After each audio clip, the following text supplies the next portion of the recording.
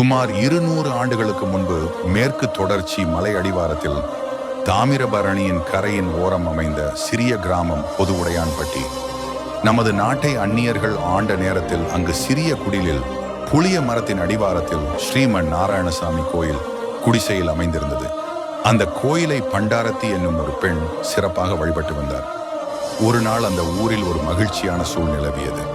அன்றைய தினம் திருக்கோவிலில் சுவாமியை சுற்றி கருடர் வட்டமிட்டனர்.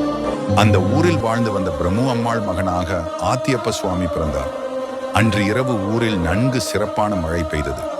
பார்க்க நல்ல ஒளி பொருந்தி முகமாகும் பேசும் கண்களையும் உடைய ஆத்தியப்ப சுவாமி நாராயண சுவாமி மீது மிகவும் அன்புடன் இருந்தார். தனக்காக வாழாமல் ஊரில் என்றும் பிறருக்காகவே யோசித்து கொண்டிருப்பார். இவர் பிறந்தவுடன் ஊரில் ஒரு புது எழுச்சி தோன்றியது.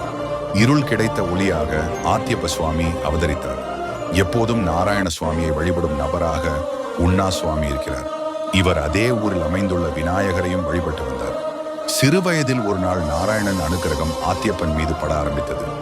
ஒளி பிரகாசமாக ஜோதி வடிவாக அவர் ஒரு நாள் சிறு பாலகனாய் ஆத்தியப்பன் முன்பு கார்மேகம் குடை பிடிக்க ஆதிசேஷன் மீது எழுந்தருளி தனது அழகிய சொரூபத்தை காட்டி அருளினார்.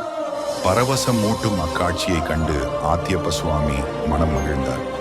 இவ்வாறு அந்த ஊரில் தனக்கு ஒரு அன்பு மகன் கிடைத்தது எண்ணி, நாராயணர், நீ சாதாரண மனித பிறவி கிடையாது, தவ வலிமை மூலம் உன்னை உணர்ந்து கொள் என்று கூறினார். மேலும் உனக்கு என் ஆசீர்வாதம் என்றும் உண்டு என்று கூறி சுவாமி கூறினார். மேலும் ஆத்தியப்ப சுவாமியிடம் நாராயண சுவாமி என்ன கூறினார் என்று அடுத்த பாகத்தில் பார்ப்போம்.